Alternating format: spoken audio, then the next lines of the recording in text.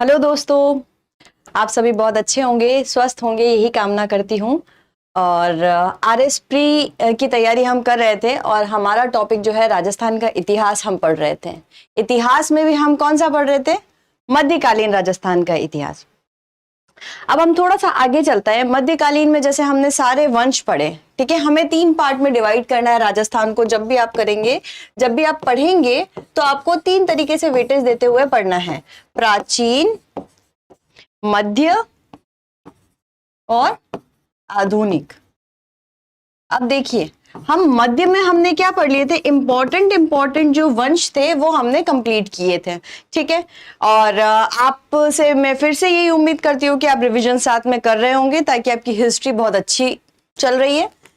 हमने मध्य में जैसे वंश कंप्लीट किए, अब हम थोड़ा सा आगे बढ़ते हैं और अब बात करते हैं आधुनिक की।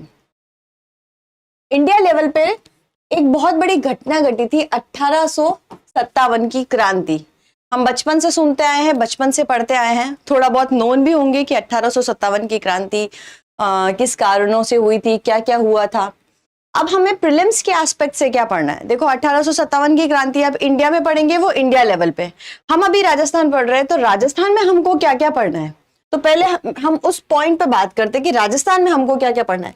देखो, सबसे पहला हमें पढ़ना है 1857 की क्रांति के कारण, कि क्या रीजन रहे 1857 की क्रांति के।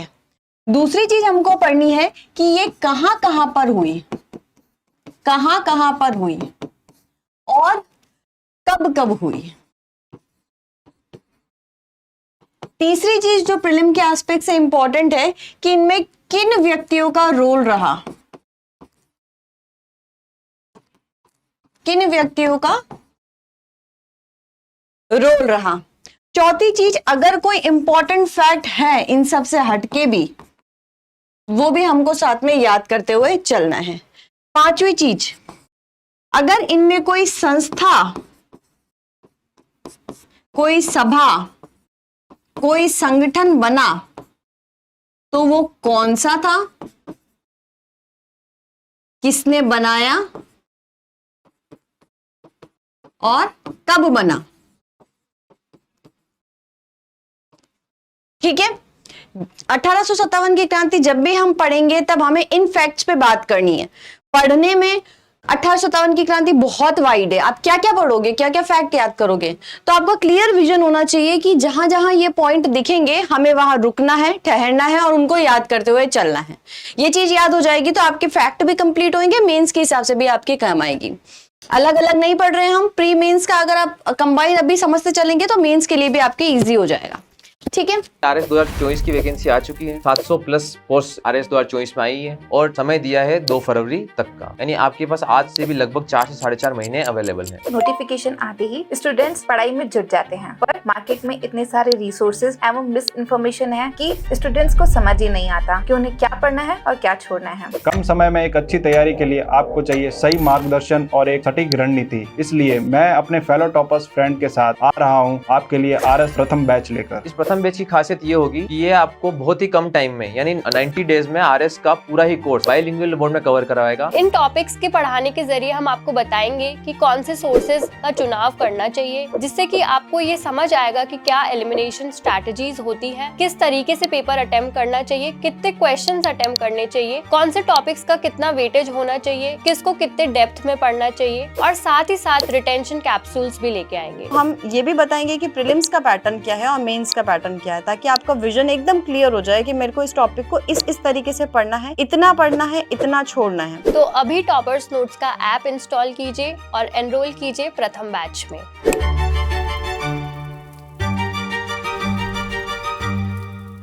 अब हम बात करते हैं कि 1857 की क्रांति के कारण क्या थे। कारण क्या थे? कारण हम इंडिया में भी पढ़ते हैं। अब जब भी कारण पूछे तो हम तो क्या सोचते हैं कि देखो, एक तरीका होता है, मैं आपको बताऊं, आप लिख रहे हो तो एक कारण बोलो, 1857 की क्रांति में कारतूस लगे, चर्बी युक्त पिस्तौल यूज की गई और इसके सामाजिक कारणों में ऐसा रहा। तो रामायण पैराग्राफ में लिखोगे तो सामने वाला भी सोचेगा क्या है, क्यों इजी वे में नहीं बता रहे? तो जब भी आप आंसर करो तो कोशिश करो कि आप कितना इजी वे में सामने वाले को डिलीवर कर सकते हो अपना मैसेज। अब इसका तरीका क्या होगा, जब आप कारण बताएंगे तो इन कारणों को अलग अलग फॉर्म में बताओ। जैसे इसके आर्थिक कारण क्या रहे, इसके सामाजिक कारण क्या रहे, इसके सैनिक कारण क्या रहे, इनके तात्कालिक कारण क्या रहे, क्या ऐसी घटनाएं घटित हुई थी। इस तरीके से आपको जितने पॉइंट्स आते हैं ना, तो आप उसको डिस्ट्रीब्यूट करते रहो। इसमें प्रशासनिक कारण क्या रहे, ऐसे बहुत सारे आप डिस्ट्रीब्यूट करते हुए चलिए। देखिए, ये हिस्ट्री का ही नहीं, ये आप कोई भी सब्जेक्ट लेंगे और अगर आपका डायमेंशन ज्यादा से ज्यादा है तो उसका इम्पैक्ट अच्छा आता है। ये मेंस के एस्पेक्ट से इंपॉर्टेंट है कारण। सबसे पहले हम बात करेंगे आर्थिक कारण की, ठीक है। तो आर्थिक कारण पहला हम पढ़ते हैं आर्थिक कारण। आर्थिक से आप क्या समझते हैं? पैसा, ठीक है। तो आर्थिक क्या नुकसान हो रहा होगा इंडिया वालों को कि इनके सबसे पहले क्या हुए, उद्योग धंधे जो है वो नष्ट कर दिए। आर्थिक कारण में क्या हुआ, उद्योग धंधे नष्ट कर दिए, और जो वो काम करते थे उनका पारिश्रमिक जो है वो बहुत कम था।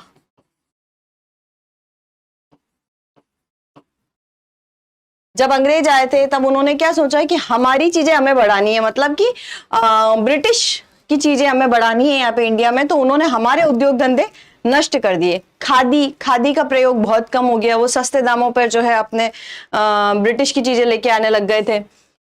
जो मजदूर काम करते थे उनको पारिश्रमिक बहुत कम मिलता था, ठीक है। भारत की बनी हुई चीजों पर, भारत की बनी चीजों पर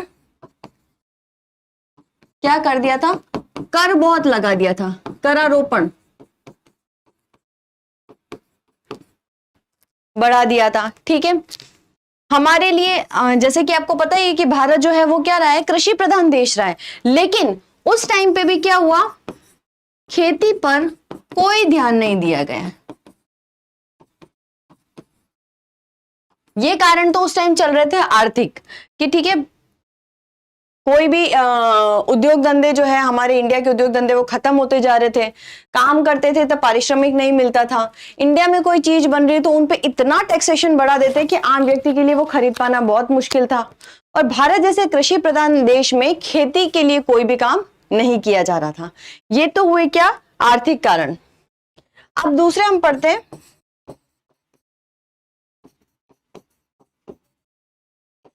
राजनैतिक कारण। देखो फिर ये जो मैं आपको लिखवा रही हूं ये मेंस के एस्पेक्ट से ज्यादा इंपॉर्टेंट है, ठीक है।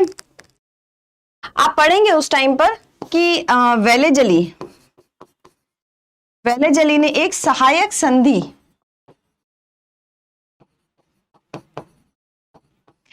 संधि स्टार्ट करी थी वेलेजली ने। तो इसके तहत संधियों से वो क्या अपने अधीन करते जा रहा था रियासतों को। तो एक तो सबसे बड़ा कारण यही था। दूसरी चीज क्या थी कि एक व्यपगत का सिद्धांत आया था।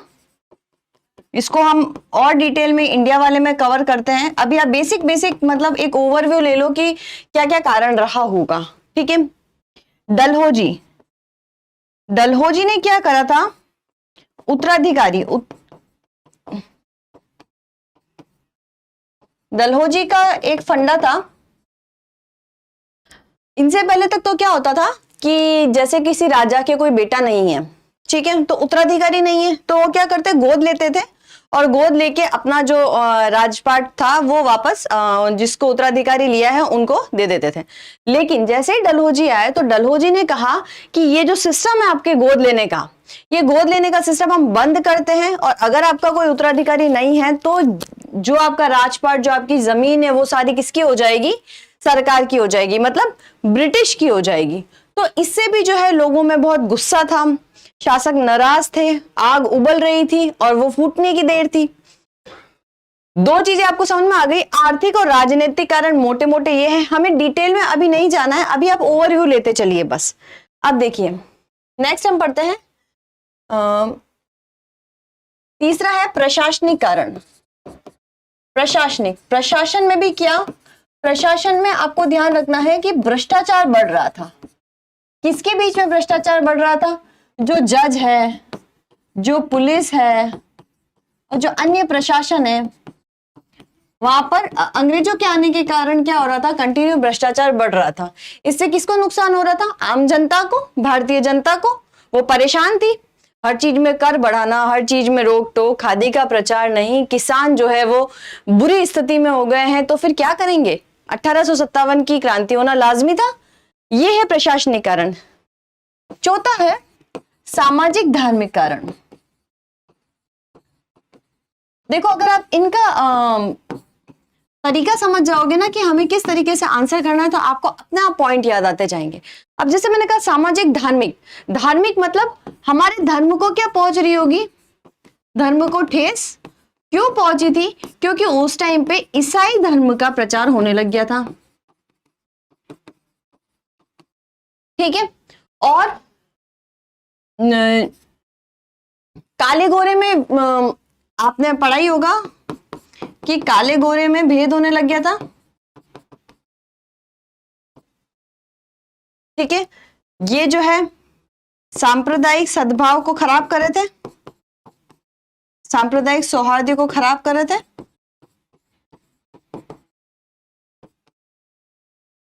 ये सामाजिक धार्मिक कारण कुछ रहे। ठीक है। भारतीयों को किस तरीके से ट्रीट किया जाता था? भारतीयों को ऐसा ट्रीट किया जाता था कि वो लोग क्या है?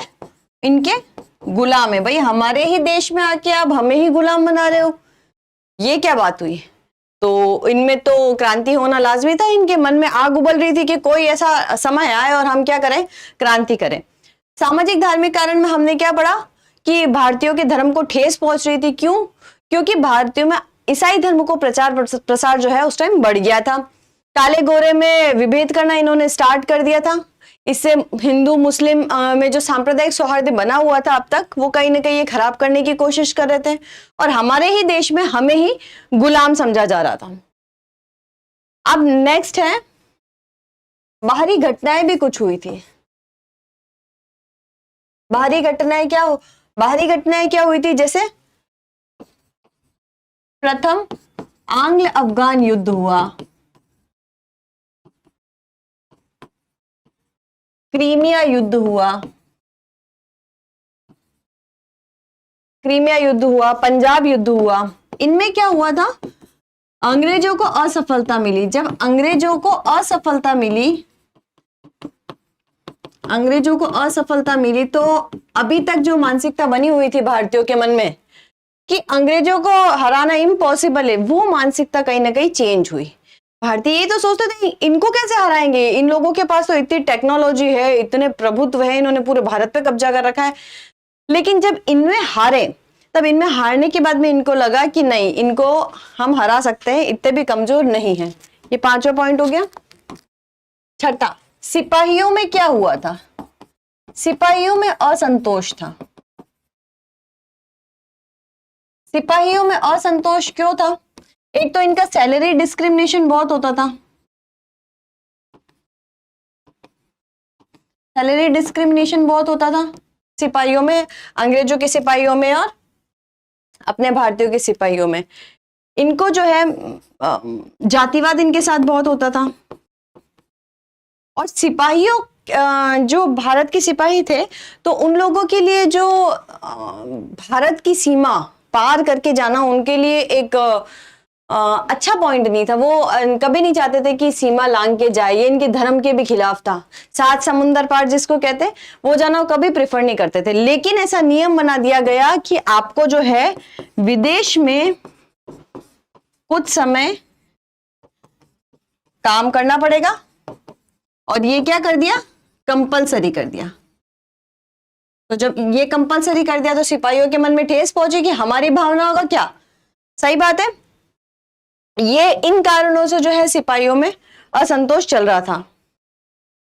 अब उस समय तात्कालिक कारण क्या था? अचानक होना, ये सारे कारण तो चल ही रहे थे। ठीक है। एक क्या आई थी? एक एनफील्ड राइफल आई थी। इस एनफील्ड राइफल में ऐसी अफवाह फैली या सच था पता नहीं कि इस राइफल में क्या है, चर्बी है। किसकी चर्बी है? गाय और सूअर की चर्बी है। ठीक है, अगर गाय की चर्बी की बात करें तो वो हिंदू को ठेस पहुंचाएगा, सूअर की चर्बी है तो ये मुस्लिम को ठेस पहुंचाएगा। मतलब दोनों ही जो है हिंदू और मुस्लिम, उनमें ये समझ में आ गया कि ये लोग जो है हमारे धर्म के खिलाफ जा रहे हैं। तो इस कारण से क्या हुआ, तात्कालिक कारण में ये ऐसी घटना घटित हुई, उसके बाद में किसी ने भी अपने आप को काबू नहीं किया और 1857 की क्रांति हो गई। कहां से चालू हुई थी? 29 मार्च 1857। ये डेट आपको ध्यान रखनी है। ठीक है, ये कहां पर हुई थी? बैरकपुर की छावनी। बैरकपुर की छावनी में शुरू हुई थी। मंगल पांडे का इसमें रोल था। ठीक है, और एग्जैक्ट भारत में कब चालू हुई थी? तो 10 मई 1857 इसकी शुरुआत हुई भारत में। क्लियर है? समझ में आ गया मोटा मोटा? ये तो कारण रहे कि 1857 की क्रांति हुई क्यों। अब हम आते हैं वापस अपने पॉइंट पर। आपको कुछ फैक्ट मेरे साथ में याद करते हुए चलना है, तो इससे आपके लिए इजी हो जाएगा। 1857 की क्रांति,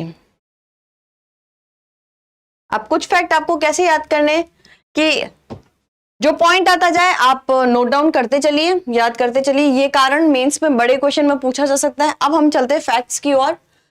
पहले एजीजी हुआ करते थे। एजीजी मतलब एजेंट टू गवर्नर जनरल। ठीक है, इनको क्या करते थे, राजस्थान में अपॉइंट किया जाता था और जो भी प्रशासनिक और राजनीतिक देखरेख होती थी वो एजीजी के अंडर में होती थी। एजीजी ही एक तरीके से पूरे प्रशासन को संभाल रहा था। सैनिक हो, सारी व्यवस्थाएं जो इनके अंडर में थी। तो पहला प्रश्न बनता है कि पहला एजीजी कौन था, और दूसरा प्रश्न बनता है 1857 की क्रांति में एजीजी कौन था। बाकी इतना इंपॉर्टेंट नहीं है कि और कौन कब बने, हमारा मैटर नहीं है। हमें क्या पढ़ना है वो ये चीज है। तो देखो, राजस्थान के पहले एजेंट टू गवर्नर जनरल कौन थे? लॉकेट। लॉकेट से याद रख लेना, गले में पहनने का लॉकेट होता है। तो याद करने का तरीका थोड़ा सा बता देती हूँ कि ऐसे याद कर लेना कि जब हमारी जॉब लगेगी तो पहली हम क्या लेके आएंगे, माँ के लिए लॉकेट लेके आएंगे।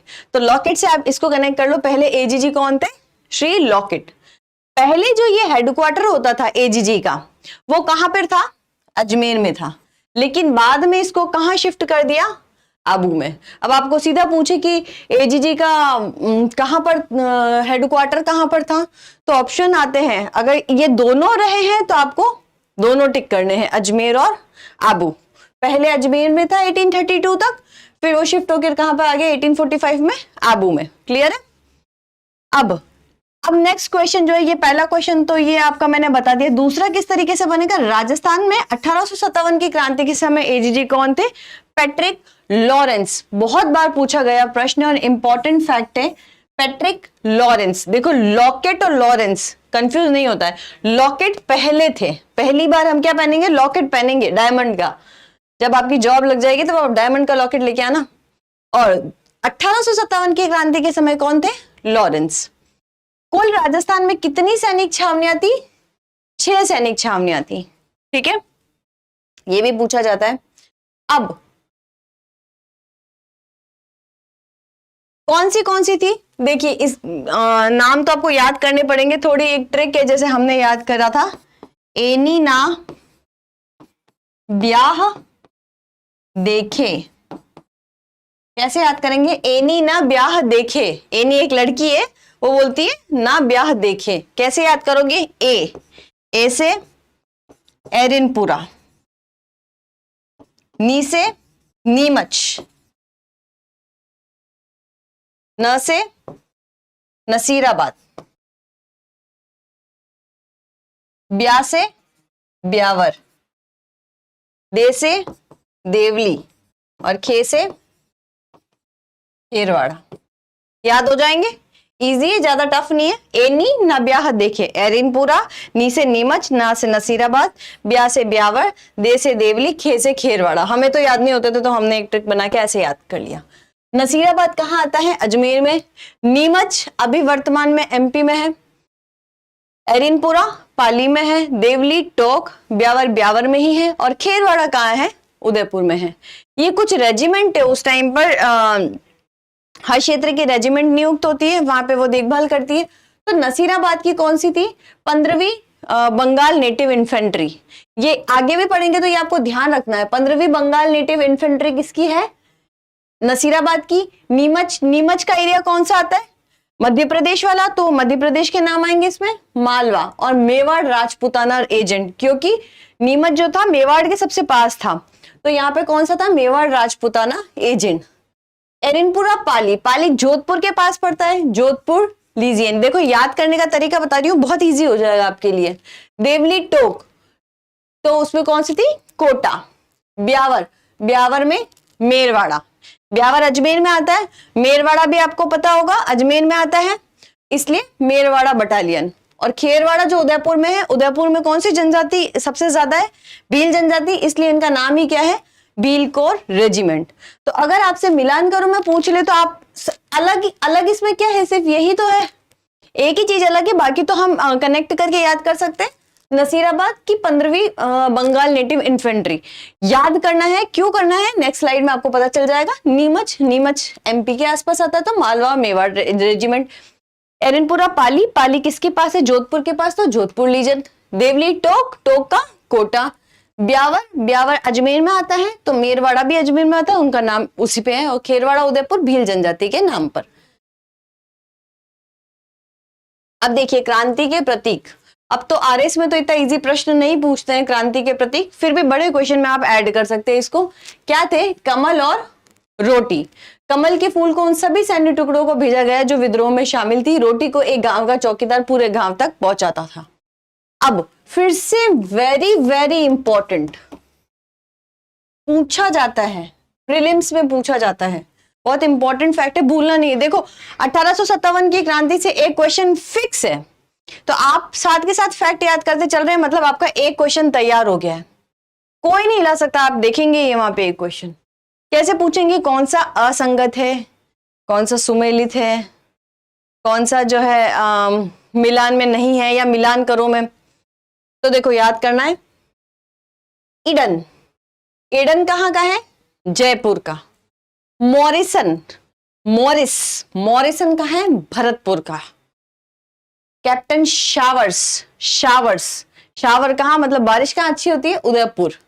बटन, इसको कैसे याद कर सकते हो, बटन, बटन किसका, कोट का बटन, तो बटन कोटा। याद करने का तरीका बता रही हूँ कि बाकी आप अपनी अपनी ट्रिक्स याद कर सकते हैं, पर कुछ चीजें होती है ना कि 2-3 फैक्ट ही याद हो जाए तो हमारे वहां काम आएंगे, तो हमने ऐसे याद किया था, बटन, बटन किसका, कोट का बटन। सिरोही, सिरोही में जेडी हॉल। मैक मैसन, M2, जोधपुर में कौन है, M2, ठीक है। वापस देखो, ईडन, ईडन कहाँ का, जोधपुर। मॉरिसन, मॉरिसन कहाँ का, Bharatpur. Showers, showers Udaipur. Button किसका, बटन कोट का, Kota. JD Hall, JD Hall Sirohi का, और मैक मैसन जोधपुर का। जैसे मैंने आपको बता दी कि 1857 के ऑफिशियल क्रांति की शुरुआत कब हो गई थी, 10 मई 1857। अब देखो क्या 10 मई 1857 डेट थी क्या, नहीं। जब 1857 की क्रांति नहीं हुई थी तो इन्होंने कहा था अपन कब शुरुआत करेंगे, 31 मई को करेंगे। कहीं ना कहीं एक हार का कारण यह भी रहा कि हमने जो डेट फिक्स करी थी उसके हिसाब से अपन नहीं चले और पहले ही जो है क्रांति स्टार्ट हो गई, तो कम्युनिकेशन गैप बहुत ज्यादा हो गया था सभी रियासतों के अंदर। 10 मई को यहाँ शुरुआत हो गई। चलिए नेक्स्ट आगे बढ़ते हैं हम। पहली हुई कहाँ, नसीराबाद। देखो सबसे पहले मैंने आपको क्या बताया था कि डेट आपको याद करनी है। दूसरी चीज जो इंपॉर्टेंट व्यक्ति इसमें आएंगे वो याद करने हैं। इसके बीच में कोई युद्ध आएंगे वो याद करने हैं, ठीक है। और क्या कारण रहा इसका होने का, कोई इंपॉर्टेंट व्यक्तित्व आएंगे तो सीधे सीधे प्रश्न पूछे जाते हैं आपको। नसीराबाद, पहली चीज हम याद करेंगे डेट। सबसे पहले जो राजस्थान में क्रांति हुई थी वो कहाँ हुई थी, नसीराबाद में। कब हुई, 28 मई 1857 को। क्लियर है, डेट हमको याद हो गई, 28 मई 1857। विद्रोह की सबसे पहली शुरुआत कहाँ हुई थी, नसीराबाद में। अब इंपॉर्टेंट फैक्ट जो मैंने आपको पहले बताया था, 15वीं बंगाल इन्फेंट्री क्यों याद रखती है, क्योंकि इन्हीं ने विद्रोह किया था। क्यों विद्रोह किया था, ब्रिटिश सरकार को जो है 15वीं नेटिव इन्फेंट्री पर भरोसा नहीं था। इन्होंने 15वीं इन्फेंट्री को क्या कर दिया था, नसीराबाद भेज दिया था, क्योंकि सरकार को इन पर विश्वास था नहीं।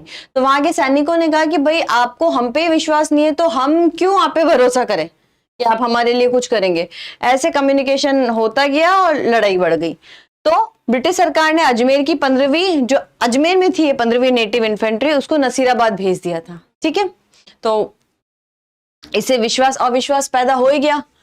इससे सभी सैनिक नाराज थे कि क्यों हम अजमेर में सही थे, आपने वहां क्यों भेजा। इन्होंने ब्रिटिश सरकार के खिलाफ क्रांति का आगाज कर दिया। अब सबसे पहली घटना क्या हुई, 3 अंग्रेज अफसरों को मार दिया। ब्रेक लगाना आप थोड़ा सा, प्रश्न पूछेंगे किस तरीके से। के वैनी, न्यूबेरी और स्पोटिसवुड का संबंध कौन से कहां के विद्रोह से है, सीधा सीधा। और चारों पांचों के नाम दे देंगे आपको, नसीराबाद, टोक, ब्यावर, एरिनपुरा। ठीक है, आपको नसीराबाद टिक करना है। अब कैसे याद किया था, 3 अंग्रेज अफसर कौन से थे, हमने तो ऐसे ही याद करा था, न्यू स्पोर्ट्स वैन। मतलब हमने क्या ली, एक न्यू ली, स्पोर्ट्स वैन ली। न्यू से न्यूबेरी, स्पोर्ट्स से स्पोर्टिसवुड और वैन से के वैनी। देखो आपको ऑप्शन टिक हो जाएंगे अगर आपको थोड़ी सी भी ये चीज याद रहती है तो। न्यू स्पोर्ट्स वैन से आप इन तीनों को लिंक कर देंगे। 30वीं नेटिव इन्फेंट्री में विद्रोह में शामिल हो गई। वो सब लोग मिलके कहाँ चले गए, दिल्ली चले गए। नसीराबाद की मोटी मोटी बातें आपको थोड़ी बहुत समझ में आ रही है। पहली शुरुआत नसीराबाद में हुई थी, तारीख 28 मई थी। 15वीं बंगाल इन्फेंट्री द्वारा इनका विद्रोह हुआ था। कारण ये थे मोटे मोटे, और इसको याद करने का तरीका मैंने बता दिया, न्यू स्पोर्ट्स वैन। जहां पे भी नोट्स बनाओ ब्रैकेट में ऐसे लिख दो, क्या पता यही चीज याद आ जाए आपको। अब आते हैं अपन नीमच पे। नीमच पे मैंने क्या बताया, कहां पर स्थित है, मध्य प्रदेश में। यहाँ पे जो बटालियन थी वो मेवाड़ की थी और मालवा की थी, राइट। अब नीमच पे फिर हमें 2 जनों के नाम ध्यान रखते हैं। कौन से, मोहम्मद अली बेग और हीरा सिंह। इन दोनों के नाम आपको अच्छे से याद करने हैं, बहुत बार प्रश्न पूछा जाता है। ठीक है, जहन में बिठा लो, मोहम्मद अली बेग और हीरा सिंह। क्या हुआ, शपथ ले रहे थे वहां पे। तो मोहम्मद अली बेग, अंग्रेजों ने जब 28 मई को नसीराबाद में हो ही चुकी थी क्रांति, तो ये बात उड़ते उड़ते नीमच आई। तो नीमच में वहां पे जो अंग्रेज थे उन्होंने कहा कि आप लोगों को क्या करना पड़ेगा, हमारे सामने शपथ लेनी पड़ेगी, अंग्रेजों के साथ आप जो है विश्वासघात नहीं करेंगे। तो उस ड्यूरेशन में मोहम्मद अली बेग बोले अचानक कि सर आपको हमारे ऊपर इतना भी विश्वास नहीं है क्या कि आपको शपथ दिलानी पड़ रही है। तो इससे जो है मुद्दा बढ़ गया। तो पहला पॉइंट यही है, मोहम्मद अली बेग नामक सैनिक ने कर्नल एबॉट, किसके सामने, उनका नाम क्या था, कर्नल एबॉट के सामने अंग्रेजों के प्रति वफादारी की प्रतिज्ञा लेने को कहा, परंतु उन्होंने क्या कर दिया, मना कर दिया। मोहम्मद अली बेग क्या बोले, अंग्रेजों ने अपनी शपथ भंग की है, क्या उन्होंने अवध पर अधिकार नहीं किया, अतः उन्हें यह अपेक्षा नहीं करनी चाहिए कि भारतीय जो है अपनी शपथ का अनुपालन करेंगे। देखिए हो सकता है आपको थोड़ी सी लाइन लगे, पर इंडिया में आप जब पढ़ेंगे तब आपको पता चलेगा कि अवध में जो है अंग्रेजों ने अधिकार कर लिया था। पहले इन्होंने बोला था हम अधिकार नहीं करेंगे, परंतु अवध को हथिया लिया था और वहां के राजा के साथ भी बहुत बुरा हुआ था। तो मोहम्मद अली बेग ने ये डायलॉग यहाँ पे इसीलिए बोला है। ठीक है, फिर 3 जून को, जैसे मैंने बताई, अब डेट इसकी क्या है, 3 जून 1857, हीरा सिंह के नेतृत्व में क्रांति हो गई। जनरली नाम पूछा जाता तो दोनों का ही पूछते हैं, तो दोनों आपको एक साथ याद करना है। शाहपुरा के राजा उमेद सिंह थे, उन्होंने विद्रोही, बहुत लोग विद्रोहियों का साथ देंगे यहाँ पर, उनका भी नाम थोड़ा ध्यान रखना। राजा उमेद सिंह है, उन्होंने विद्रोहियों की मदद की। निम्बाहेड़ा अभी कहाँ आता है, चित्तौड़ में। निम्बाहेड़ा में जनता ने विद्रोहियों का स्वागत किया। आप आइए, अब देखिए जब नीमच की छावनी में इनको पता चल गया अंग्रेजों को कि ये लोग तो दंगे कर रहे हैं, तो अब क्या करेंगे, वहां से कुछ अंग्रेज जो है भागे जगह छोड़ के। कितने अंग्रेज भागे, 40 अंग्रेज भागे। कहां पर गए, डूंगला गांव में। ठीक है, ये जगह ध्यान रखनी है। कितने अंग्रेज, 40 अंग्रेज। कौन से गांव में? डुंगला गांव में। किसके यहाँ? रुंगाराम के यहाँ। ये स्टेटमेंट आ जाते हैं कभी कभी, तो आपको ये ध्यान रखना है। अब जब अपन सारणी पढ़ रहे थे तो मेवाड़ के कौन थे? बारिश शावर्स। तो P.A. शावर्स इन्हें उदयपुर लेके आ गए। 40 लोगों को महाराणा स्वरूप सिंह ने इन्हें जग मंदिर के महलों में शरण दी थी। देखो ये प्रश्न इंपॉर्टेंट है, प्रश्न किसी एग्जाम में पूछा भी गया है कि 40 अंग्रेज जो नीमच से भाग के आए थे, कौन से राजा ने उन्हें शरण दी? तो महाराणा स्वरूप सिंह ने। और कहां पे दी? उन विद्रोहियों को जग मंदिर के महलों में शरण दी है। तो ये फैक्ट हमारे कुछ कुछ है। नीमच में आपको पहला पॉइंट क्या याद रखना है? मोहम्मद अली बेग और हीरा सिंह। डेट याद रखनी है 3 जून 1857। किस सैनिक के सामने ये बात हुई थी? कर्नल एबॉट के सामने। और इंपॉर्टेंट, नीमच की छावनी में 40 अंग्रेज और P.A. शावर्स का नाम तो आपको कतई नहीं भूलना है। क्लियर है? अब है एरिनपुरा। एरिनपुरा कहाँ आता है? पाली में। एरिनपुरा बहुत इंपॉर्टेंट है आपके प्री और मेंस दोनों के लिए। ठीक है। जोधपुर लीजन थी, बता चुकी हूं, अपन सारणी में पढ़ चुके। 1835 में इनका गठन किया गया था। और अब इनकी डेट 21 अगस्त 1857 को। कौन से राजा थे उस टाइम? राजा तख्त सिंह। नाम याद करते हुए चलना। डेट क्या है?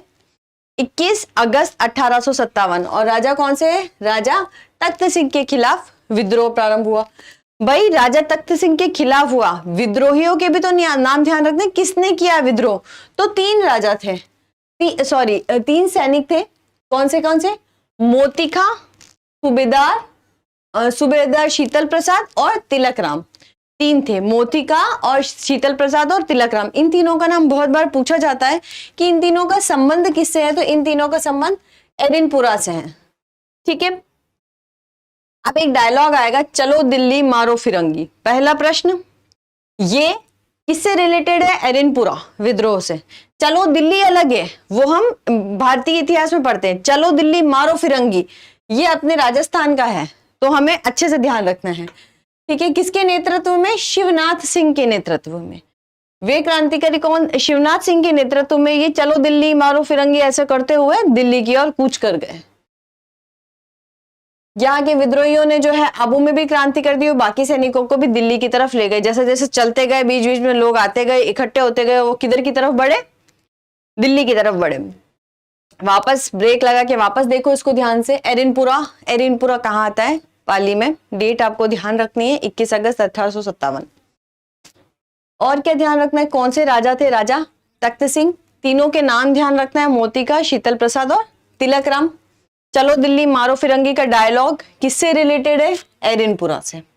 यहां तक आपको होपफुली सब समझ में आ रहा होगा। अब अपन पढ़ते हैं देवली टोक में। कुछ कुछ चीजें आप फैक्ट बढ़ते जाएंगे और वो याद करने हैं, क्योंकि अब जो ट्रेंड है कि कुछ भी पूछ सकते हैं और वो कुछ भी में जो इंपॉर्टेंट है वो मैं आपको डिलीवर कर दूंगी। देवली टोक में कब युद्ध हुआ था? 5 जून 1857 को। ठीक है। देखिए अब आप है ना, मैंने आपको एक कॉपी अलग से बनवाई थी युद्ध की, कि कॉपी के नोट आप अलग करते चलिए। बडुलू का युद्ध वहां पे लिखिए आप, जहाँ पे आपके युद्ध चल रहे हैं जिस पेज पर, उस पर आप लिखिए बडुलू का युद्ध कब हुआ? 10 अक्टूबर 1857 को। 10 अक्टूबर 1857 को बडुलू का युद्ध हुआ। किसके किसके बीच हुआ? शिवनाथ सिंह और मारवाड़ जोधपुर राज्य के बीच में बडुलू का युद्ध हुआ। तो एंड में क्या हुआ कि शिवनाथ सिंह ने जो है आत्मसमर्पण कर दिया था और आउवा के ठाकुर कुशाल सिंह इन सैनिकों के साथ मिला और उन्हें आउवा ले गया। देखो यहाँ पे कुशाल सिंह का फिर बहुत इंपॉर्टेंट रोल है। 2 नंबर 5 नंबर में पूछा जा सकता है। इन्होंने जो युद्ध किए थे, उन काले गोरे का युद्ध, चेलावास का युद्ध, ये सारे युद्ध जो है आपको सीधे सीधे देखने को मिल सकते हैं। ठाकुर कुशाल सिंह के बारे में हम अब धीरे धीरे पढ़ेंगे। 2 युद्ध हैं इनके, वो कंप्लीट करने हैं हमें। देवली में आपको क्या क्या पढ़ना है? एक तो डेट ध्यान रखनी है 5 जून 1857। Have to learn, no option. बडुलू का युद्ध में लिखते चलो 10 अक्टूबर को किसके किसके बीच हुआ और किसने जो है आत्मसमर्पण कर दिया। अब हर चीज में आपको कहानी नहीं सुना सकती, वरना आपके जो प्रीलिम्स का टाइम है वैसे ही बहुत कम है, और आपको आप खुद चाहेंगे कि इसमें जो है आप कंसाइज करके पढ़ो। आपको एग्जाम एस्पेक्ट से देखना है कि ये कंप्लीट करके मेरा प्रीलिम्स निकल जाएगा, आपका पॉइंट वही होना चाहिए। ठीक है, कहानी सुनाने में पूरी हिस्ट्री हम साल भर भी पढ़ा सकते हैं धीरे धीरे, परंतु मुझे लगता है कि आपका टाइम बहुत इंपॉर्टेंट है। हमें भी लगता था कि हम किसी से भी क्लास लेते तो हमें लगता था पॉइंट पे आओ, पॉइंट पे बात करो, हमें क्या पढ़ना है। तो बस हम भी उसी को फॉलो कर रहे हैं कि आप भी सोचे कि फालतू की बातें ना होकर जल्दी जल्दी आप याद करवा दो हमको। चलिए अब आगे बढ़ते हैं। आहुआ में विद्रोह। आहुआ में किसका रोल था? कुशाल सिंह का था। अब 2 युद्ध हमको पढ़ने हैं आहुआ में, बिथोड़ा और चेलावास। इनके क्वेश्चन पूछे जाते हैं युद्ध वाले। फिर जहां आप लिख रहे हो युद्ध नोट डाउन करते चलो। बहुत इजी डेट है दोनों की। इनकी 8 सितंबर 1857, 10 दिन बढ़ा देना, इनकी 18 सितंबर 1857। क्लियर है? बिथोड़ा का युद्ध 8 सितंबर 1857। अकेला कुशाल सिंह लड़ रहा था, लेकिन इधर कौन होगा, किनके खिलाफ लड़ रहा? अंग्रेजों के खिलाफ। तो एक तो हितकोट का नाम ध्यान रखना है, और कुशाल में कंफ्यूज नहीं होना है। उधर कुशाल सिंह चंपावत है, इधर कुशाल राज सिंघवी है। ये लोग अंग्रेजों के साथ थे, ये दोनों अंग्रेज थे, मतलब ये थे तो इंडियन पर अंग्रेज के साथ थे। हितकोट और कुशल राज सिंघवी वर्सेस कुशाल सिंह चंपावत। कुशाल सिंह चंपावत जो है इस युद्ध में जीत गए थे, और जोधपुर के ओनाड सिंह पवार इस युद्ध में लड़ते हुए मारे गए। देखिए ये प्रश्न पूछा गया है, जहां मैं कहूं पूछा गया है वहां पे फिर आपके लिए वो फैक्ट इंपॉर्टेंट है। चाहे किसी भी एग्जाम में पूछा गया हो, आपके लिए मैटर नहीं करता, पर ऑब्जेक्टिव टाइप में कहीं आया हुआ है तो ये इंपॉर्टेंट है। ओनाड सिंह कहाँ के? जोधपुर के। कौन से युद्ध में मारे गए? बिथोड़ा के युद्ध में मारे गए। तो जहां आप युद्ध लिख रहे हो उसमें इनका नाम भी जोड़ लेना कि ओनाड सिंह की जो है डेथ जो है वो बिथोड़ा के युद्ध में हुई थी। ठीक है, नेक्स्ट बढ़ते हैं चेलावास का युद्ध। इसी चेलावास के युद्ध को काले गोरे का युद्ध भी कहते हैं। अगर किसी और वे में पूछ ले तो काले गोरे का युद्ध और चेलावास का युद्ध जो है वो एक ही है। डेट आपको बताइए 18 सितंबर 1857। इसमें कौन थे? फिर कुशाल सिंह अकेले हैं। अंग्रेज चेंज हो गए। अंग्रेज कौन से? यहाँ पे साक्षात लॉरेंस साहब आ गए, और कौन है? मैकमेसन, M2। याद आ गया? M2 जो जोधपुर के थे। तो पैट्रिक लॉरेंस और मैकमेसन आकर इधर कुशाल सिंह थे। कुशाल सिंह फिर से जीत गया, और मजे की बात यह है कि मैकमेसन को मारा और उनको पूरे गांव में घुमाया और किले पे जाके लटका दिया कि देख लो कि जो हमारे भारतीयों से पंगा लेगा उनका क्या हश्र होगा। तो इन्होंने मैकमेसन को मारा और आहुआ के किले पे जाके लटका दिया। इस युद्ध को ही क्या कहते हैं? काले गोरे का युद्ध। डेट याद हो जाएगी। बिथोड़ा का युद्ध 8 सितंबर, चेलावास का युद्ध 18 सितंबर। इंपॉर्टेंट फैक्ट, कौन से राजाओं के बीच में हुआ था? इधर अकेले कुशाल सिंह थे, इधर जो है अंग्रेजों के साथ एक भारतीय, इसमें दोनों अंग्रेज लॉरेंस और मैकमेसन। कुशाल सिंह इसमें जीत गए। M2 को जो है इन्होंने मारा और आहुआ के किले पे लगा दिया। ठीक है, अब आहुआ का युद्ध ये अलग से 2 नंबर में पूछा जाता है। आहुआ का युद्ध कब हुआ था? 20 जनवरी 1858। किसने किया था? होम्स ने और हंसराज जोशी ने जयपुर पर आक्रमण किया। ठीक है, फिर से आहुआ में जब कुशाल सिंह चंपावती है तो इसमें होम्स ने और हंसराज जोशी ने आक्रमण किया। कुशाल सिंह ने क्या करा? अपना छोटा भाई था पृथ्वी सिंह, इनको किला दिया, मेवाड़ की सहायता के लिए वो चले गए। कर्नल होम्स आहुआ में सुगाली माता का मंदिर है, तो सुगाली माता की मूर्ति जो है उनको उठा के ले गए और इन्हें अजमेर के राजपुताना म्यूजियम में रखा। देखो ये जो लाइन है सुगाली माता की मूर्ति, एक प्रश्न पूछा गया है एग्जाम में कि सुगाली माता की मूर्ति वर्तमान में कहां पर है। अब बहुत लोग जब पूरा नहीं पढ़ते तो वो क्या करा देते, पहला ऑप्शन ही ये था अजमेर में राजपुताना म्यूजियम में है, लेकिन आपने एक लाइन पढ़ी, छोटी लाइन पढ़ ली, हो गया मेरा फैक्ट? नहीं, रुकना है। वर्तमान में ये कहां है? पाली के बांगड़ म्यूजियम में आया हुआ प्रश्न है। तो आप कोई भी चीज पढ़ो उसको पूरी पढ़ो, आधी अधूरी मत पढ़ो। और ये बहुत कम डेटा है जिसमें आपको बहुत कंसाइज वे में अच्छी चीज आपको डिलीवर करने की कोशिश कर रही हूँ कि ये पढ़ोगे तो आपका काम हो जाना चाहिए। ठीक है। सुगाली माता की मूर्ति ले गया था। सुगाली माता पे प्रश्न क्या आएगा? अभी वर्तमान में कहां पर है? बांगड़ में। पहले कहां थी? अजमेर के राजपूताना म्यूजियम में। अब इनमें दो नंबर में पूछा जाता है जोत सिंह और केसरी सिंह, या प्रीलिम्स में पूछ लेंगे या जोत सिंह या केसरी सिंह का संबंध किससे है? कि उन व्यक्तित्व में से हैं जिन्होंने हेल्प करी थी, और हेल्प करने वालों के लोग इतिहास में भी याद रखते हैं और जीवन में भी याद रखते हैं। तो जोत सिंह जो कहाँ के थे? कोठारिया के थे। कोठारिया अभी राजसमंद में आता है। और केसरी सिंह सलूम्बर के हैं, सलूम्बर जो जिला बन गए। ये दोनों ने क्या करे थे? मेवाड़ के सामंतों की हेल्प करी थी। याद रखना इन दोनों के नाम। और भी किसने किसने करी थी? जनरली तो नाम इनके पूछे जाते हैं, ये तो आपको ध्यान रखना ही है, अदरवाइज इनको आप रीड कर लेना। कुशाल सिंह के साथ देने वाले कौन कौन थे? शिवनाथ सिंह, अजित सिंह, बिशन सिंह। प्रश्न मैंने ज्यादातर इस पे एनालिसिस जो है मेरा वो इन पे ज्यादा पूछे गए हैं। आहुआ का युद्ध अगर आपका अलग से भी आएगा तो आप डेट लिख सकते हैं, इनके बीच हुआ, प्रीलिम्स के हिसाब से कौन सी मूर्ति कहां पर स्थित है, किसने हेल्प करी थी।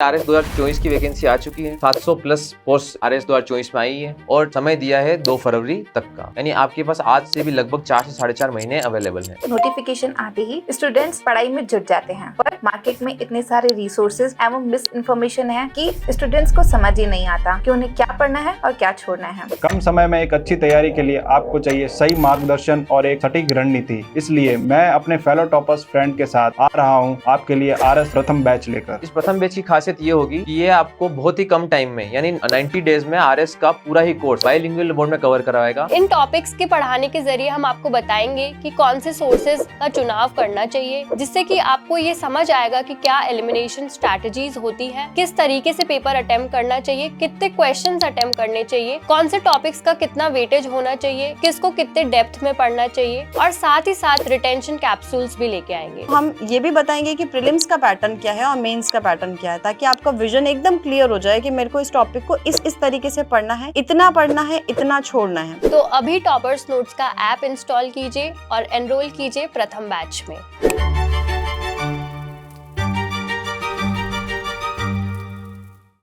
नेक्स्ट बढ़ते हैं। विद्रोहियों ने शिवनाथ सिंह के नेतृत्व में दिल्ली की तरफ जाने का प्रयास किया, लेकिन नारनौल के पास में ब्रिगेडियर गैराट से हार गया। ठीक है, इतना इंपॉर्टेंट नहीं है। हाँ, फिर आता है ये इंपॉर्टेंट, कुशाल सिंह की जांच में कौन सा कमीशन बना? कौन सा कमीशन बना? Taylor commission. पूछा जाता है टेलर कमीशन किसकी जांच के लिए बना था, या टेलर कमीशन का संबंध कहां से है? तो कुशाल सिंह की जांच के समय बना था। तख्त सिंह हम पढ़ चुके हैं आगे, जोधपुर का राजा था उस टाइम पे, और अंत में क्या हुआ? कुशाल सिंह की हत्या हो गई थी कांजी बिथोड़ा के सामंत, जिसकी कुशाल सिंह ने हत्या कर दी थी। यहाँ पे अपनी बात खत्म हो जाती है। हमारे इस पॉइंट में मुझे जो लगता है प्रश्न पूछा जा सकता है वो टेलर कमीशन पे पूछा जा सकता है। बाकी रीड तो आपको सारा ही करना है, डेटा बहुत कम ही है इसमें। चलिए अब हम आगे बढ़ते हैं। कोटा में जन विद्रोह। अब फिर से एक प्रश्न आता है, कोटा के शासक उस टाइम कौन थे? जैसे हम पढ़ते जा रहे जोधपुर के कौन थे, अब कोटा के कौन थे?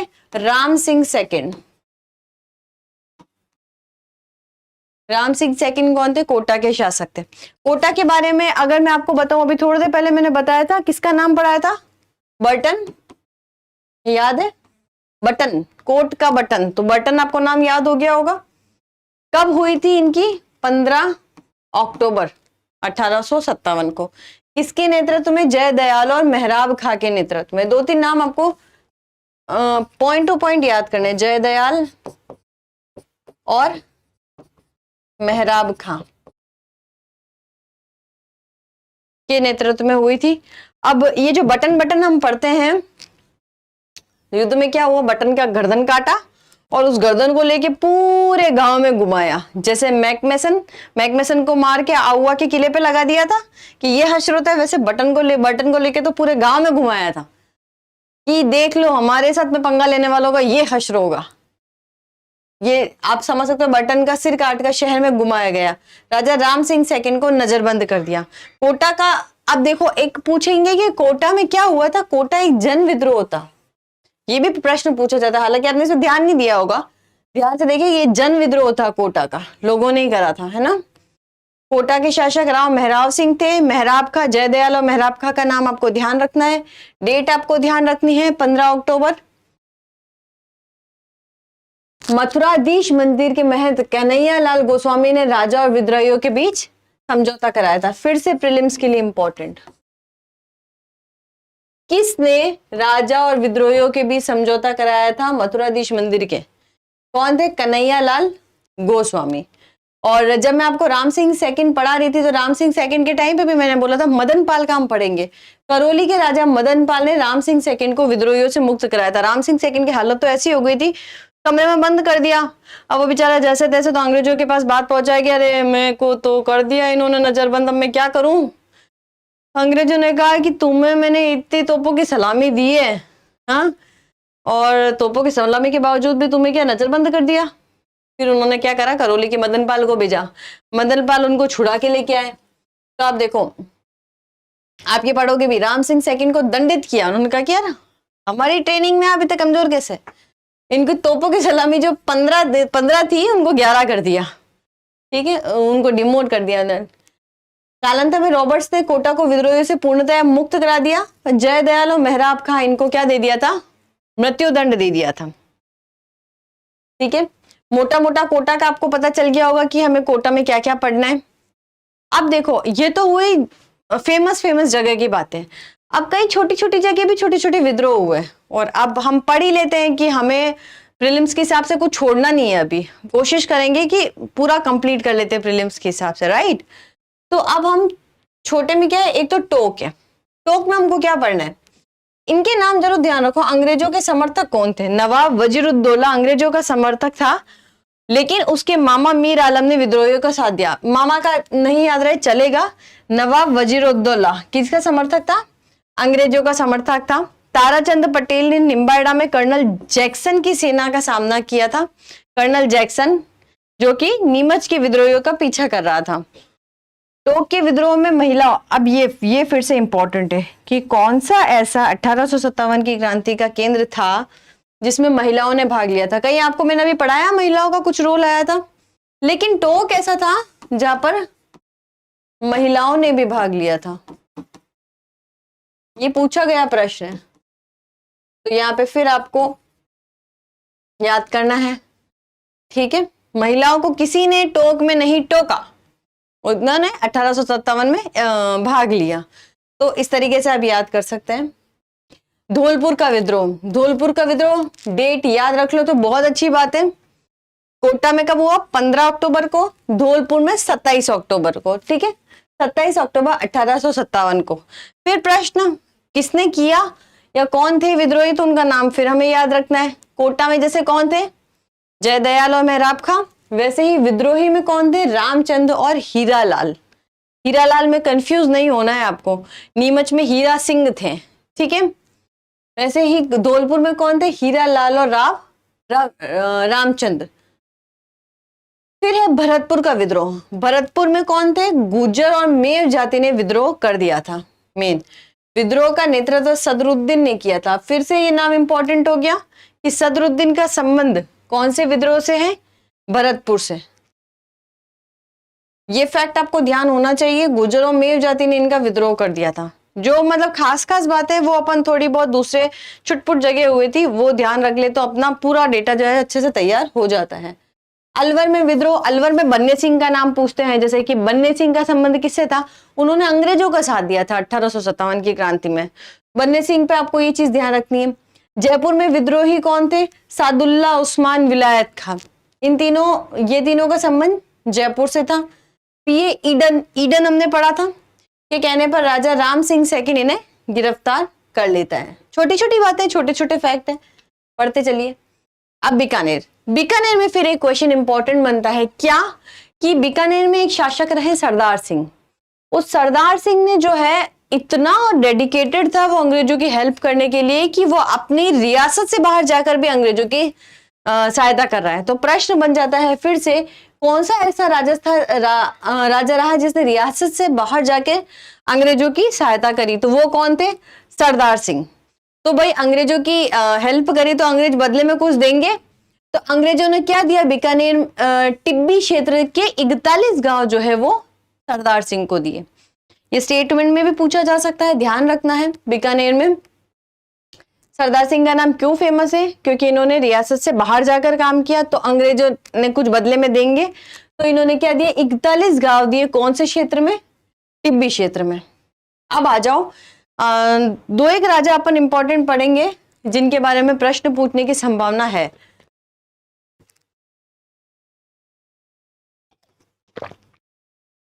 पहला है अमरचंद बांठिया। अमरचंद बांठिया सबसे पहले तो कहाँ के थे? बीकानेर के। इन पे 2 नंबर से भी पूछे जा सकते हैं और प्रीलिम्स में भी पूछा जा सकता है। मूल रूप से कहाँ के थे? बीकानेर के। भाई इन्होंने क्या ऐसा किया था कि हम याद रखें? किस बात से अमर थे वो? उन्होंने फाइनेंशियली हेल्प करी थी। फाइनेंशियली हेल्प करी थी तो इनको क्या बोलते? भामाशाह बोलते। ठीक है, भामाशाह कौन थे? जिन्होंने प्रताप की हेल्प करी थी हल्दी घाटी के युद्ध में। भामाशाह और ताराचंद नाम बताए थे, तो इसीलिए इनको 1857 की क्रांति का भामाशाह बोलते, क्योंकि इन्होंने हेल्प करी थी फाइनेंशियली। किसकी हेल्प करी थी? झांसी की रानी की हेल्प करी थी। कहाँ की थी झांसी की रानी? ग्वालियर। क्या नाम था? रानी लक्ष्मीबाई। हम सभी जानते, खूब लड़ी मर्दानी, वो तो झांसी वाली रानी थी। झांसी वाली रानी को फाइनेंशियली लॉस हो रहा था या उनके पास पैसे नहीं थे, तो हेल्प करने वाले भामाशाह कौन थे? अमरचंद बाठिया। राजस्थान के प्रथम शहीद रहे हैं। फिर से एक इंपॉर्टेंट फैक्ट, प्रथम शहीद ऐसे थे जिन्होंने सबसे पहले जो फांसी लगाई थी वो अमरचंद बाठिया को लगाई गई थी। तो ये देख लो आप, कितने इंपॉर्टेंट फैक्ट है जो आपके प्रीलिम्स में पूछे जा सकते हैं। मूल रूप से बीकानेर के थे। सारे ही पॉइंट इंपॉर्टेंट है, सब याद करना है, इसमें कोई ऑप्शन नहीं है। फाइनेंशियली हेल्प किसकी करी थी? झांसी की रानी की करी थी, इसलिए इनको 1857 की क्रांति का भामाशाह बोलते हैं। और प्रथम शहीद थे, प्रथम शहीद थे जिनको पहले फांसी लगी थी। नेक्स्ट अपन पढ़ते हैं तात्या टोपे के बारे में। इनके भी प्रश्न सीधे पूछते हैं। मूल नाम क्या था? रामचंद्र पांडुरंग। 1857 की क्रांति में कहाँ के विद्रोही थे? ग्वालियर के विद्रोही थे। कहाँ कर? ग्वालियर के। इनका रोल इसलिए राजस्थान में इंपॉर्टेंट है क्योंकि राजस्थान में बहुत जगह है, बहुत जगह इन्होंने जो हत्या लिया, शासन कर लिया, युद्ध किए काफी, तो ये हमारे लिए इंपॉर्टेंट हो जाता है। राजस्थान में आके इन्होंने किया। तो 1857 में विद्रोही तो क्या थे? ग्वालियर के थे। उद्देश्य क्या था? राजस्थान में सैन्य सहायता प्राप्त करना। तो वो उस उद्देश्य से आए राजस्थान। राजस्थान में ये कहाँ आए? सबसे पहले ये प्रश्न पूछा जाता है, सबसे पहले कहाँ आए थे? 8 अगस्त 1857 को मांडलगढ़ से भिलवाड़ा आया। ठीक है, किसने साथ दिया? टोके नासिर मोहम्मद खान ने तात्या टोपे का साथ दिया था। अब ये इंपॉर्टेंट है, फिर से कुआड़ा का युद्ध। अलग से लिखो आप इसको, कुआड़ा का युद्ध को। कुआड़ा का युद्ध किनके बीच में हुआ था? रॉबर्ट्स और तात्या टोपे। युद्ध वाले पेज को खोल के लिखो, इसमें रॉबर्ट्स जो है वो हार गया था। क्लियर है? झालावाड़ के राज राणा कौन थे? पृथ्वी सिंह, जिन्होंने तात्या टोपे के खिलाफ सेना भेजी। सेना में गोपाल पटलन को छोड़ के बाकी सभी सेना लड़ने से मना कर दिया। ठीक है, इतना इंपॉर्टेंट नहीं है। तात्या टोपे ने झालावाड़ पर अधिकार कर लिया था और पृथ्वी सिंह को 5 लाख रुपए तात्या टोपे को देने पड़े थे। तात्या टोपे ने बांसवाड़ा पर भी अधिकार कर दिया। अब आप मतलब समझ रहे हो कि हम तात्या टोपे क्यों पढ़ रहे हैं? वो जगह जगह राजस्थान में जा रहा है, आए तो क्या था? सैन्य सहायता प्राप्त करने के हिसाब से जगह जगह उन्होंने अधिकार कर लिया था। कुआड़ा के युद्ध में रॉबर्ट्स को हरा दिया, फिर झालावाड़ पर भी अधिकार कर लिया, फिर बांसवाड़ा पर भी अधिकार कर लिया, टोक भी पहुंच गए, टोक के तोपखाने पर भी अधिकार कर लिया। तो अब प्रश्न बनता है कि कोई रियासत छोड़ी क्या तात्या टोपे ने? एक रियासत छोड़ दी। कौन सी? जैसलमेर को छोड़ के। फिर प्रश्न बन जाता है कि तात्या टोपे ने कौन सी रियासत छोड़ी थी? तो जैसलमेर को छोड़ के सभी रियासतों से वो सहायता के लिए गया था। देखो ये नाम आपने पहले भी पढ़े थे, अभी आए थे थोड़ी देर पहले, कि हेल्प करने वाले व्यक्ति का जीवन में भी ध्यान रखना है आपको और इतिहास में भी ध्यान रखना है। कोठारिया के जोत सिंह और सलुम्बर के केसरी सिंह ने तात्या टोपे की सहायता करी। आज आप तैयारी कर रहे हैं, आज आपके संघर्ष का समय है। संघर्ष के समय में जो मित्र आपके साथ खड़ा है उसे कभी पोस्ट पे आने के बाद मत भूलिएगा। वो आपके लिए उस हर कदम पे आपके साथ रहेगा। ये हमारा सबसे कहते स्ट्रगलिंग दौर होता है कि हम लोग तैयारी करते हुए हर कोई हमें शक के निगाहों से देखता है कि अरे इसका फॉर्म भर दिया, कोई गया नहीं होगा। हम भी फेस किए उसे, और हम मन में क्या सोचते थे? बस बन जाए एक बार। हमारा संघर्ष हम जानते हैं हम कितना कर रहे हैं, और एक नई सुबह आएगी और हम भी जो है रिजल्ट के पीडीएफ में हम हमारा रोल नंबर देखेंगे। तो इंतजार कीजिए उस पीडीएफ का, और आपका सिलेक्शन बिल्कुल होगा, ये मेरी दुआ है। हमें साथ के साथ देखिए, कुछ चीजें आपको मैं बताती जाऊँ तो आप साथ के साथ पढ़िए। प्रीलिम्स बहुत ज्यादा टफ एग्जाम नहीं है। हम जो ये खौफ बना के बैठे हैं ना कि प्री कैसा होगा, मींस कैसा होगा, हमारा एक्सपीरियंस कहता है कि आप अगर सही गाइडेंस में, सही मटेरियल के साथ में पढ़ते हैं तो आरएस बहुत ज़्यादा टफ एग्जाम नहीं है। आपको सिर्फ एक अच्छी गाइडेंस चाहिए और अच्छा मटेरियल चाहिए, वो दोनों आपको मिल रहा है। आपको करना क्या है, आपको उसी को तो रिवीजन करना है। बहुत कम समय में अच्छी पढ़ाई हो रही है। कभी भी आप वीडियो लेक्चर देखिए, मैं नहीं बोलती कि आप कॉपी पेन लेके बैठिए, आप वीडियो लेक्चर देखिए, कहीं इंपॉर्टेंट लगता है स्क्रीनशॉट लीजिए, अपनी कॉपी में नोट डाउन कीजिए। ये आपकी ईमानदारी है कि आप कितनी मेहनत के साथ तैयारी करते हैं। चलिए बैक टू टॉपिक। कोठारिया के जोत सिंह और सलुम्बर की केसरी सिंह ने तात्या टोपे की सहायता करी। बीकानेर के सरदार सिंह ने तात्या टोपे को 10 घुड़सवार सैनिकों की सहायता करी। सीकर के सामंत को इन्होंने तात्या टोपे को शरण देने के कारण इनको आरोप में फांसी हो गई थी। अब एक इंपॉर्टेंट जो फैक्चुअल डिटेल है कि तात्या टोपे की छतरी कहाँ पर है, सीकर में। तात्या टोपे का पढ़ना आपको सारा है, लेकिन कुछ कुछ पॉइंट जो है वो प्रीलिम्स के लिए सीधे पूछे जा सकते हैं। वो मैंने आपको बता दिए कि यहाँ जो है आपका पढ़ना आपको कंपलसरी है सारी चीजें। चलिए, ये अब 1857 की क्रांति के बाद में राजस्थान पे क्या इफेक्ट हुआ, आपको क्या लगता है? 1857 हमारे लिए सफल तो नहीं हुई, परंतु इसने क्या एक क्रांति का आगाज किया जिससे हमारे आगे के विजन खुल गए कि अंग्रेज जो है ऐसा तो नहीं है कि जीवन भर हमारे यहाँ पर रहेंगे, कभी ना कभी जो है भारत छोड़ के जाएंगे। तो लोगों के दिमाग से ये भूत उतरा कि अंग्रेज जो है सर्वे सर्वा है, सब कुछ कर सकते हैं, ये हम कभी इनको परास्त नहीं कर सकते, ये भूत उतरा। ठीक है। दूसरी चीज, 1857 में हमने देखा कि जो राजा थे उन्होंने काफी अंग्रेजों का साथ दिया। तो अंग्रेज भी आगे क्या सोचेंगे कि इन राजाओं को तो मीठा मीठी गोली देते रहो, मीठी मीठी गोली देते रहोगे तो क्या वो अपने साथ में ही खड़े रहेंगे। तीसरी चीज ये, आम जनता इतनी जागरूक हो गई कि अब ये अंग्रेज जो है इनको हरा सकने की शक्ति हम में आ गई है, जागरूक हुई है। जैसे टोक में आपने देखा महिलाओं ने भी भाग लिया था, तो जागरूकता तो बढ़ रही थी। ठीक है। और क्या होगा कि कम्युनिकेशन हमारे 1857 में जब कम हो रहा था तो इससे कम्युनिकेशन थोड़ा बहुत बढ़ता रहा। तो चलो पॉइंट डिस्कस करते हैं, मोटा मोटा मैंने बताया है। आपको लिखने का क्या क्या है, एक तो राजाओं ने, जिन राजाओं ने अंग्रेजों का साथ दिया उनके लिए उनको सम्मानित किया, ऑब्वियसली करेंगे, और इनके साथ में सहयोग की नीति अपनाई कि हम हरदम आपके साथ हैं, वैसा वाला। सामंत के बाद में सामंतों ने क्रांति में विद्रोहियों का साथ दिया था, इसलिए क्रांति के बाद उन्हें प्रभावहीन कर दिया। ठीक है। जो साथ देगा उसके साथ सहयोग की नीति, जिन्होंने अगेंस्ट गए उनको ठंडा कर दिया। क्रांति में अमीर वर्गों ने अंग्रेजों का साथ दिया था, तो ऑब्वियसली जिन्होंने साथ दिया उनका क्या करेंगे, वो संरक्षण करेंगे। ये कॉमन सेंस वाले पॉइंट भी, अगर आप नहीं भी लिखोगे तो भी आपके दिमाग में आ जानी चाहिए थी क्रांति पढ़ने के बाद में। यातायात तो संचार के साधनों का विकास हुआ। अब क्या हुआ, शिक्षा में राजा जो थे, राजा किसके फेवर में थे, अंग्रेजों के। तो अंग्रेजों ने कहा कि चलो आपके बच्चे जो होंगे उनके लिए हम अलग से अच्छे स्कूल में एडमिशन कराएंगे, उनके लिए अलग स्कूल बनाएंगे। तो राजा महाराजा सामंतों के पुत्र पुत्रियों के लिए अलग से शिक्षा की व्यवस्था की गई थी, और ये शिक्षा वोल्टेयर द्वारा योजना बनाई गई थी। ये इंडिया में भी आएगा, फैक्ट याद कर लेना, 1869 में वोल्टेयर द्वारा। फिर जनता विद्रोह में शामिल हो गई थी, तो जनता को अपनी शक्तियों का पता चल गया, और राजस्थान की जनता अंग्रेजों की समर्थक कतई नहीं थी। 1857 में आगामी राष्ट्रीय आंदोलन में प्रेरणा स्रोत का कार्य किया। सब जनरल पॉइंट है, मतलब आप 1857 पढ़ने के बाद ये पॉइंट अगर मैं नहीं भी लिखवाती तो भी आपको, मुझे ऐसा लगता है कि आपका विजन इतना क्लियर हो गया होगा कि अंग्रेजों का साथ देने वाले कौन थे, उनके साथ क्या होगा, जो अगेंस्ट में है उनके साथ क्या होगा, जो कमियां रही वो आगे कैसे सुधारेंगे। ठीक है।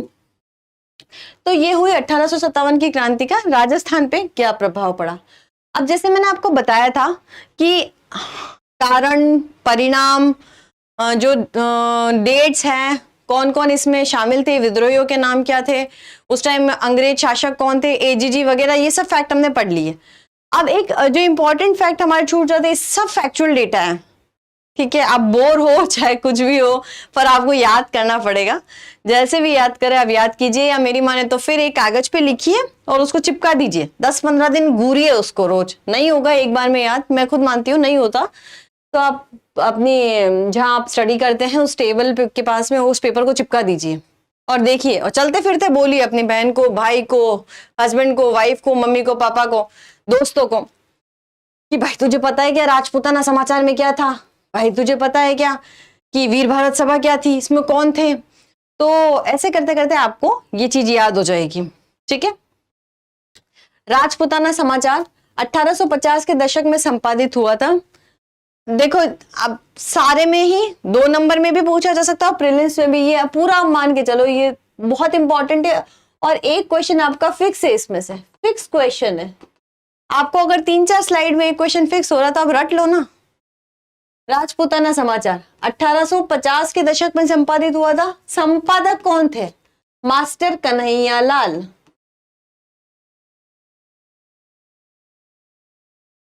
मास्टर कन्हैया लाल राजपूताना समाचार के थे। जयपुर से संपादित होता था ये, और कौन सी भाषा में था?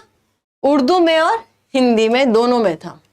राजपूताना समाचार की बेसिक नॉलेज वापस बता देती हूँ। 1850 में संपादित, कन्हैया लाल इसके संपादक थे, और जयपुर में संपादित होता था कौन सी भाषा में? उर्दू और हिंदी।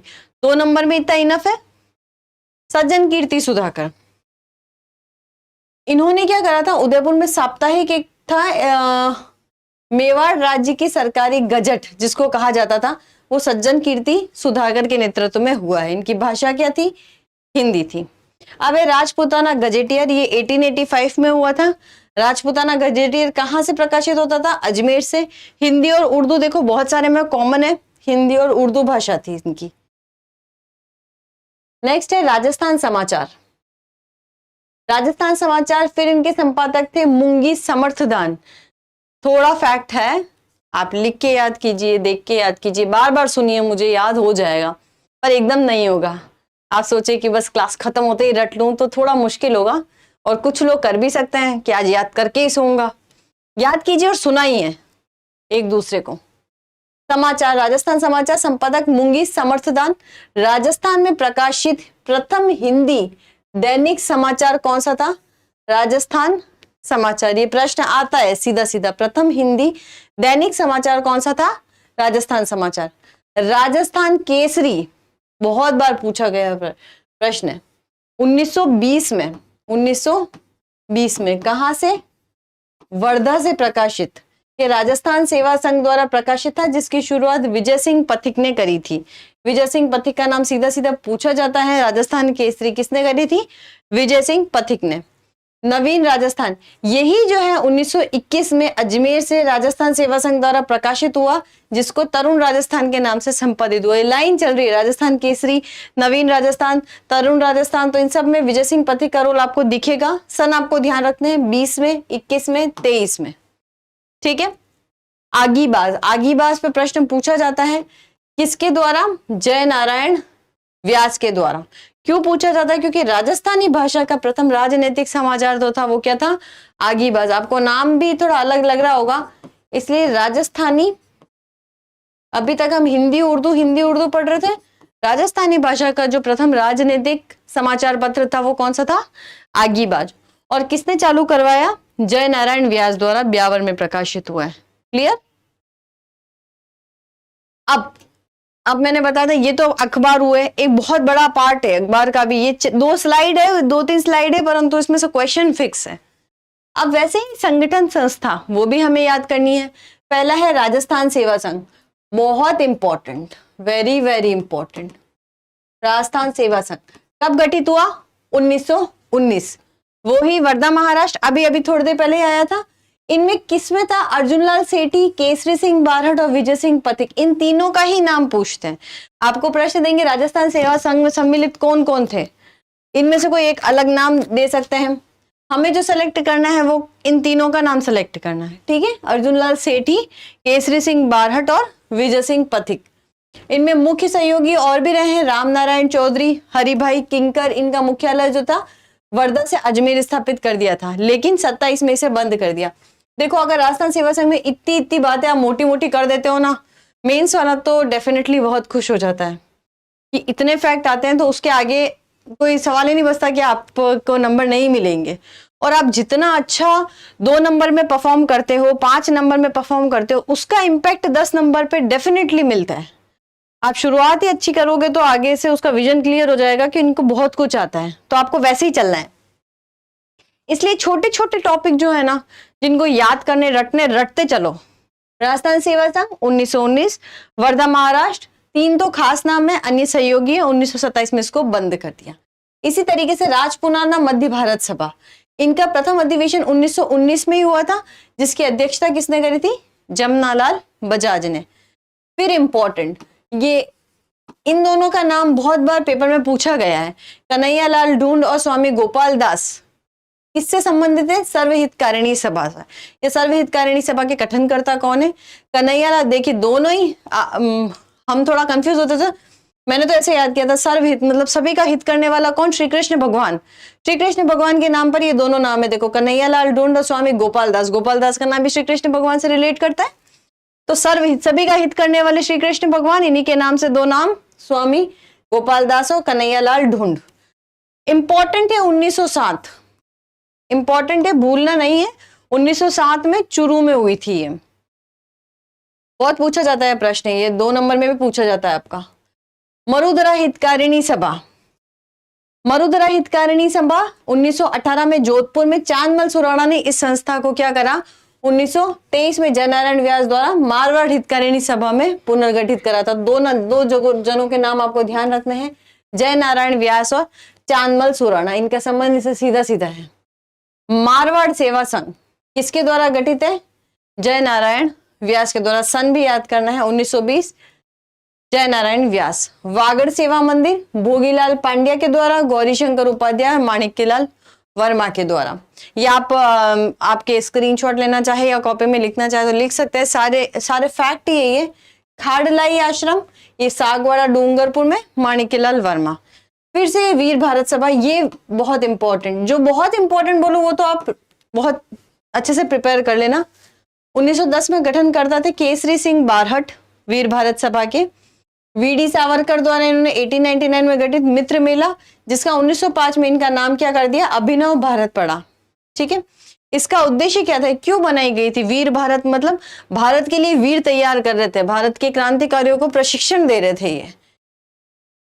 और लास्ट है राजस्थान हरिजन सेवा संघ, 1932 में हुई थी। घनश्याम दास बिड़ला इनके प्रथम अध्यक्ष रहे हैं। और कहां पर हुई थी ये? अजमेर में। देखिए थोड़ा से फैक्ट लास्ट में थोड़े ज्यादा हो गए, 1857 में फिर भी कम फैक्ट है, और 1857 के साथ में ही इसको क्लब करके पढ़ रहे हैं ताकि इसको अलग से बहुत ज्यादा उलझन नहीं हो आपको, और आप इसी में याद करते हुए चले। कम फैक्ट है 1857 में, इसलिए मैंने इसी के साथ में ऐड कर लिया है अलग से। ठीक है, इनका ऐसा है कि जो इम्पोर्टेंट मैंने आपको बताया उसको तो आप कॉपी पेज पे लिख ही लो और चिपका दो। जितना डिस्कस करो, जितना याद कर सकते हो करो।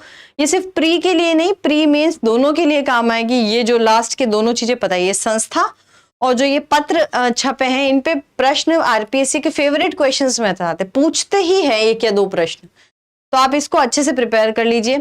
1857 की क्रांति हमारी क्लियर हो गई, और नेक्स्ट क्लास से पहले आपका क्या काम है? आप इसको कम से कम 1 या 2 बार रिविजन करेंगे। इस क्लास से पहले होपफुली आपने जो नोट्स बनाया आप उनको पढ़ेंगे।